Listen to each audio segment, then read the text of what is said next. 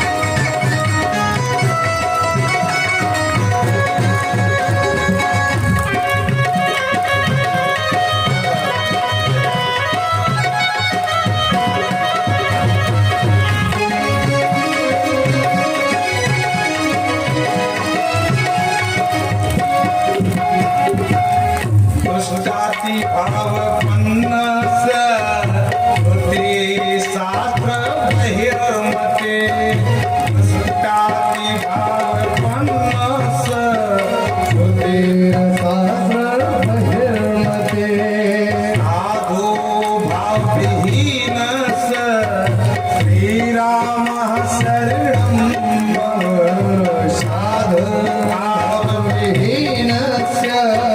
श्रीरामः शरणं मम संगो फुल्लचितस्य साधुनिन्दन कर्मते संगो फुल्लचितस्य साधुनिन्दन कर्मते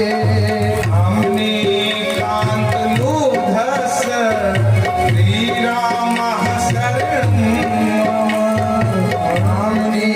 कान्तलुब्धस्य श्रीरामः शरणं मम श्रीरामः शरणं श्रीरामः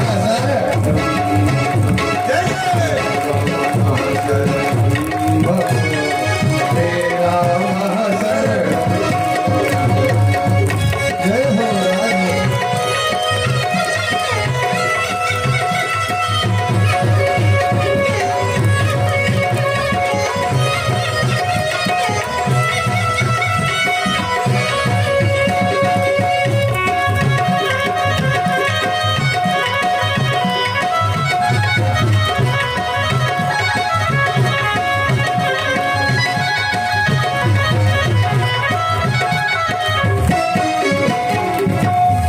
आत्मज्ञान विहीनस्य लोकेश्वरस्य च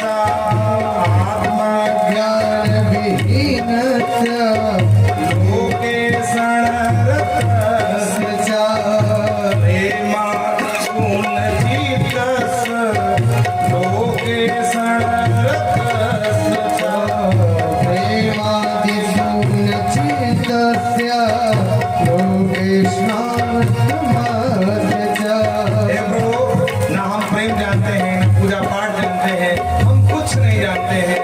यहाँ तक कि हम ज्ञान शून्य अपने आप को मानते हैं। इसी भाव को कहा गया है प्रेमादि शून्य चेतस्य लोकेश्वरस्य च। प्रेमादिशून्यचित्तस्य लोकेश्वरस्य च आत्मज्ञान विहीनस्य श्रीरामः शरणं मम। ज्ञानविहीनस्य श्रीरामः शरणं मम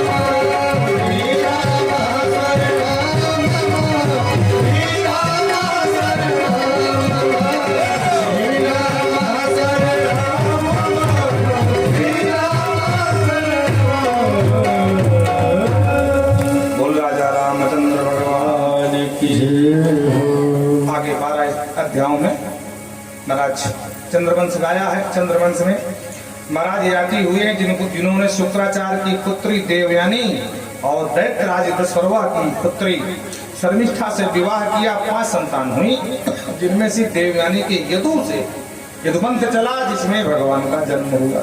पूछ लिया कैसे क्या हुआ, विवाह कैसे हुआ, तो पूरी कहानी बताई। एक बार दानवराज दशरवा की बिटिया शर्मिष्ठा, ज्यादा समय नहीं लेंगे, भागो मत, बोलो राधे राधे। हाँ, और शुक्राचार्य की पुत्री देवयानी परस्पर सखियां थी। तो एक उद्यान में भ्रमण कर रही थी। भ्रमण करते करते गर्मी लगी तो एक तालाब था, तो बोले चलो इसमें स्नान कर लेती हैं। तो स्नान करने लगी, कुछ महात्माओं की टोली वहां से निकल पड़ी महाराज। तो महात्माओं को देखा, झट से निकली बाहर, जल्दी जल्दी कपड़े पहनने लगी। तो एक दूसरे के उल्टे सीधे कपड़े पहन लिए। देवयानी ने शर्मिष्ठा, क्योंकि राजा की पुत्री थी, दानवराज दशरवा की, उसके कपड़े अच्छे थे, तो जल्दबाजी में देवयानी ने राजपुत्री शर्मिष्ठा के कपड़े पहन लिए। और जो शर्मिष्ठा ने देखा तो आग बबूला हो गई। कहती वाह ग्रहण वाले बुझे, आज ये भी स्थिति आ गई है कि यज्ञ का भाग कुतिया खा जाए। अरे हम राजा की बेटी हैं, तुम्हारी हिम्मत कैसे हुई ब्राह्मण की पुत्री मेरे कपड़े पहनने की? ला मेरे कपड़े। शर्मिष्ठा ने जाता देवयानी ने मना किया कि देखो अब तुम पहन चुकी है, मैं कैसे उतारूं? एक काम कर, तुम मेरे पहले घर में बदल लेंगे। ना, मुझे मेरे कपड़े चाहिए। और महाराज वही लड़ पड़ी आपस में, एक दूसरे की चुटिया तान तान के सर लड़ाऊ में भिड़ावे मारा। और लड़ते लड़ते शर्मिष्ठा ने बगल में एक कुआं था, जो धक्का मारा धम नदी देवयानी कुआं में चली, कपड़े सब फाड़ डाल लड़ करके कुएं में निर्वस्त्र अवस्था में पड़ी थी। महाराज याति शिकार खेलने आए थे, उनको प्यास लगी तो सीधे पहुंच गए महाराज कुएं में। और ध्यान से देखा तो एक निर्वस्त्र बालिका को देखा तो पहले तो हाथ पकड़ के बाहर निकाले, फिर अपना साल डाल करके उसके मर्यादा कर दिया। देवयानी ने कहा कि महाराज आप कौन है? बोले हम नाम ययाति है। तो सरकार आप ही मेरे पति बन जाओ, क्योंकि आपने पहली बार हाथ पकड़ा है और इस अवस्था में देखा, निर्वस्त्र अवस्था में, तो दूसरा कोई पति बने तो आप ही बन जाओ। ययाति ने कहा देवी आप कौन हो, किसकी पुत्री हो? महाराज मैं शुक्राचार्य की बेटी देवयानी हूँ। अरे राम राम, हम क्षत्रिय राजा हैं भाई, ब्राह्मण कन्या से कैसे विवाह कर सकते हैं? हम नहीं करेंगे। और कदाचित अगर हम कर भी ले तो महाराज शुक्राचार्य हमको छोड़ेंगे नहीं, श्राप देंगे, भस्म कर देंगे। हाँ? तब देवयानी ने कहा कि देखो महाराज, दुनिया का कोई ब्राह्मण कुमार मुझे अपनी पत्नी नहीं बनाएगा। ऐसी क्या समस्या है? तो पूरी राम कहानी सुनाई कि बात यह है कि एक बार देवगुरु बृहस्पति का बेटा कच्छ मेरे पिता के पास आया संजीवनी विद्या सीखने के लिए। इसका नाम है मृत्यु संजीवनी विद्या। प्रेम से बोलो राधे राधे। बोलते रहो नहीं, बंद कर देंगे, भगा देंगे आपकी करा के। बोलो राधे राधे। क्योंकि खतरनाक बकता है हम। तो देवगुरु बृहस्पति ने कहा देखो भाई, दैत्यों के जो गुरु शुक्राचार्य उनके पास मृत संजीवनी है और हमारे पास नहीं है, गड़बड़ थोड़ा सा कमी पड़ रही है। अब हम जाएंगे सीखने, थोड़ी सी प्रतिष्ठा की बात है। हम देवताओं के गुरु, वो दैत्यों के गुरु, तो हमारा जाना ठीक नहीं, चेला बनना ठीक नहीं है। तो अपने बेटे को कहा कि तुम जाओ, और बुजुर्ग हैं, बड़े हैं, सम्मान करना उनका, वो भी ब्राह्मण है, ठीक है, भले दैत्यों गुरु तो क्या हुआ, उनकी सेवा करना, धीरे से सेवा करते करते जिस दिन बीत जाएंगे तो सिखा देंगे। ठीक है पिताजी। तो कच्छ आया और सालों साल सेवा करता रहा। और शुक्राचार्य जी जानते हैं कि ये देवताओं के पक्ष का आदमी है, देवगुरु बृहस्पति का पुत्र है, मेरा पक्का शत्रु है वो। लेकिन अब समाज में थोड़ी शत्रुता दिखाएंगे। जैसे इसको ऐसे समझो, जैसे अलग अलग पार्टी के दो मुखिया होते हैं, एक दूसरे के कट्टर शत्रु होते हैं, पर समाज में गले, महाराज गले मिलते हैं। अब जैसे योगी जी अखिलेश जी हैं, विधानसभा में एक दूसरे को तड़ाक से बात करते हैं। और जब कभी शादी ब्याह होता है किसी बिटिया का घर परिवार में, तो दोनों जाकर गलबैया डालते हैं कट्टर शत्रु, लेकिन समाज में थोड़ी शत्रुता करेंगे। तो शुक्राचार्य जी वो बताया कि मैं सीखने आया, मेरे पिता ने भेजा है। बोले हाँ ठीक है, सिखा देंगे सिखा देंगे। आश्वासन देते रहे, 1 साल बीत गए, सिखाया कुछ नहीं। काम क्या था कच्छ का? बोले गऊ लेकर के जाओ, दिन भर चराओ, शाम को गऊ लेकर के आ जाओ, बस इतना ही काम। ग्वाला बना घुमा बेचारा कच्छ, साल भर हो गए। दैत्यों ने देखा कि भाई ये देवताओं का ये गुरु का बेटा कच्छ क्यों आया, किस लिए आया है? तो किसी ने बता दिया कि गुरुजी मृत्यु संजीवनी विद्या सिखाने वाले हैं इसको। बोलो राधे राधे। और अगर ये विद्या देवताओं की तरफ पहुंच गई, सब गड़बड़ हो जाएगा, फिर कोई देवता मरने वाला नहीं है। चक्कर मत खा जाना, कल्पांत की कथाएं भागवत में। हाँ, चक्कर आ जाओ कि अमृत पी गए तो संजीवनी विद्या का क्या काम है। बोलो राधे राधे। हर मनु में मनु बदल जाते हैं, हर कथा अलग अलग है। तो ये विद्या अगर दूसरे पक्ष में गई तो भाई दिक्कत हो जाएगी ना, उस पक्ष कोई मरेगा ही नहीं। हाँ, तो हारेंगे नहीं। एक काम करो, न रहे बांस न बाजे बांसुरी। जंगल में चरा रहा था कच्छ गाय लेकर गुरुजी की, तो कच्छ को जंगल में दैत्यों ने मार डाला। शाम हो गई, कच्छ गया नहीं घर वापस, गाय सब पहुंच गई। इधर साथ में रहते रहते शुक्राचार्य की पुत्री देवयानी कच्छ से प्रेम करने लगी थी। तो जब शाम को कच्छ नहीं आया ना, तो परेशान होकर प्रेम करती थी। पिता के पास गई, बोले पिताजी वो ग्वाला नहीं आया। अरे बोले जाने क्या मतलब ग्वाले से? हमको तो वैसे भी कुछ सिखाना पढ़ाना नहीं था, वो तो मर्यादा थोड़ा समाज को देखते हमने मना नहीं किया, बाकी हमको नहीं सिखाना, चाहे जहाँ जाना हो। और नहीं गुरु जी, नहीं पिताजी, वो तुम्हारे यहाँ रहता था, अगर बेटा नहीं मिला तो भी बदनामी होगी तुम्हारी, पता लगा उसका कहाँ है। तो ध्यान से देखा शुक्राचार्य ने आंख बंद करके, ओहो अरे बिटिया महा अनर्थ हो गया। बोले क्या हुआ? अरे बोले वो मूर्खों ने उसको वहीं जंगल में मार दिया, मरा पड़ा। बोले मैं कुछ नहीं जानता, जिंदा करो उसको, नहीं तो बदनामी हो जाएगी, तुम्हारी थूथू होगी पूरे त्रिलोक में कि बृहस्पति का बेटा मर गया, इनके पास विद्या होते हुए भी जिंदा नहीं किए, जिंदा करो उसको। तो बिटिया के आगे मानना पड़ा और जिंदा कर दिए। जिंदा हो गया तो लौट के घर आया, गुरुजी को किया प्रणाम। और इधर दैत्यों ने देखा कि अरे राम राम, हमारा शक सही निकला भाई, गुरुजी इसको जिंदा कर दिए, मतलब अब सिखाएंगे, लेकिन क्या कर सकते हैं, मार देते हैं, गुरु जिंदा कर देते हैं। बोले इस बार ऐसी मौत देंगे कि गुरु जिंदा ही नहीं कर पाऊंगा। बोलो राधे राधे। पूरी योजना बनाई और भगवान जाने कैसे घुमा फिरा करके, मार करके, रस बना करके, तो किसी चीज में मिला करके उल्टा गुरु जी को पिला दिया। और गुरु जी पी गए महाराज कच्छ को, गन्ने का जिस रस नहीं पिया जाता है, हाँ, तो पूरा महाराज पी गए। शाम हो गई, जब ग्वाला नहीं आया, देवया ने कहा वो ग्वाला कहाँ रह गया? बोले बिटिया रोज रोज कहाँ तक ढूंढूं, जहाँ जाना हो जाने दो। और नहीं पिताजी ढूंढो उसको, कहीं इन्होंने फिर उल्टा सीधा ना कर दिया। तो जो आंख बंद करके देखा तो कच पेट में नजर आया। बोले अरे बिटिया महा अनर्थ हो गया, इन मूर्खों ने क्या किया, उसको मार करके पेड़ करके मुझे ही पिला दिया और मेरे पेट में बैठा है। पिताजी मैं कुछ नहीं जानती, उसको जिंदा करो बस। अरे बिटिया वो जिंदा करूंगा तो मैं मर जाऊंगा। बोले मैं कुछ नहीं जानती, आप जिंदा करो। तो शुक्राचार्य ने कहा देख भाई, तुझे वैसे भी बाहर सुरक्षित नहीं हो, बाहर तुझको जिंदा छोड़ेंगे नहीं। एक काम कर, तू अंदर बैठे बैठे विद्या सीख ले, मैं सिखा रहा हूँ, जब ठीक से सीख लेना तो मेरा पेट फाड़ कर निकल आना और बाद में उसी विद्या से मुझे जिंदा कर देना। यानी गुरु जी की विद्या लेके राम राम करके निकल जाए, गुरु जी मरे पड़े रहे। बोलो राधे राधे। तो शुक्राचार्य के पेट में बैठे बैठे शुक्राचार्य ने पूरी मृत संजीवनी विद्या सिखाई और पूछा बेटा सीख लिया? बोले हाँ गुरु जी बिल्कुल सीख गया। गड़बड़ तो नहीं करेगा भाई? मुन्ना गुरु जी। बोले काम कर, पेट फाड़ के बाहर निकल। पेट फाड़ के कच बाहर आया, गुरु जी मर गए। उसी विद्या से गुरु जी को जिंदा कर दिया और गुरु जी को प्रणाम करके राम राम करके चलने लगे। देवयानी ने हाथ पकड़ लिया, श्रीमान जी कहाँ निकले? अरे कहाँ निकले? मचिस लिया, मेरा काम हो गया, अपने घर जा रहा हूँ। बोलो हाँ, तुमको मर मर के जिंदा कराया, फालतू में जिंदा कराया, हम तुमसे प्रेम करती हैं, कान खोल के सुन लो, हमसे विवाह करो। कचने का वाह बहन, ये तो गड़बड़ बात है। अरे तुम गुरु बहन बेटी हो, मेरी बहन लगो, मैं ये अधर्म नहीं करूंगा, मैं ब्याह नहीं कर सकता हूँ। देवयानी केवल तुमको ब्याह करना पड़ेगा। तुम मानो बहन, हम तुमको नहीं भाई मानती, हम तुमको पति मानती, ब्याह करो। और आपस में मारा, लड़ गए दोनों। वो कहा मैं ब्याह नहीं करूंगा, तुमको ब्याह करना पड़ेगा, हम फालतू तुमको जिंदा थोड़ी कराएं, ब्याह करो हमसे, हमारे पति बनो। अंत में जब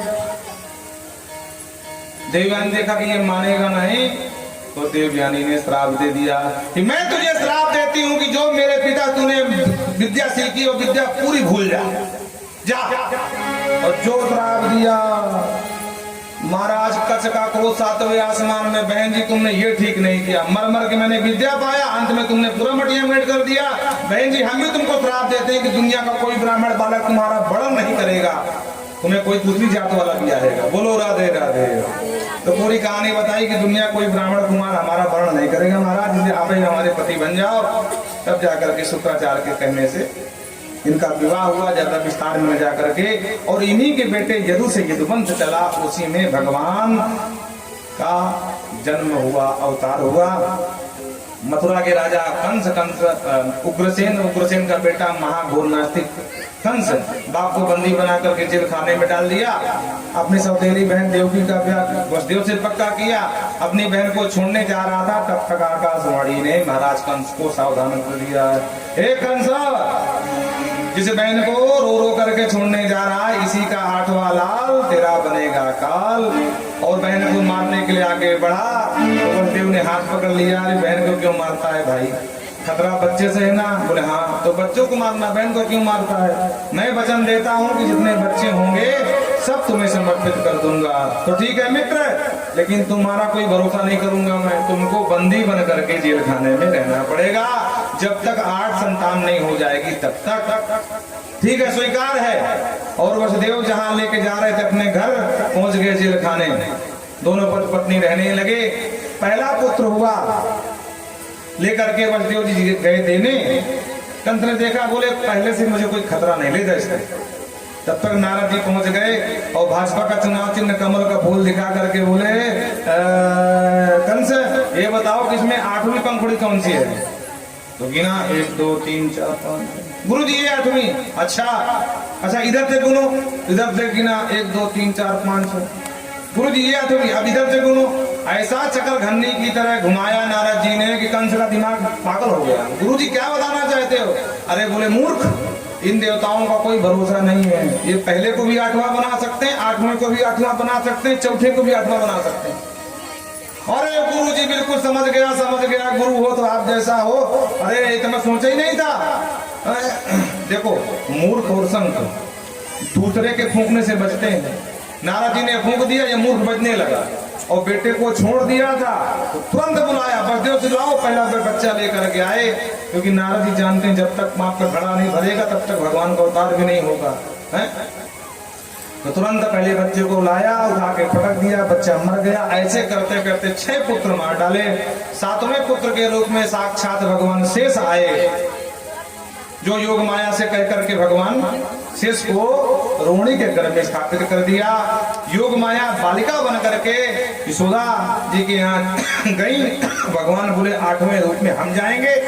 तो जेल खाने में भगवान प्रकट हुए और वसुदेव जी को समझाया कि देखो पिताजी, अब हम बच्चे बन जाएंगे, किसी से मत घबराना, हमको लेकर के चुपचाप गोकुल को छोड़ाना, वहां से छोरी को ले आना, बाकी किसी से मत घबराना। और इधर देवता लोग भगवान को जेल खाने में जेल स्तुति करने आ गए। स्वागतम कृष्णा। हाँ, आइए मिल करके भगवान कृष्ण का स्वागत करें, जिसके लिए इतना ज्यादा मेहनत की गई है। स्वागतम कृष्णा शरणागतम कृष्ण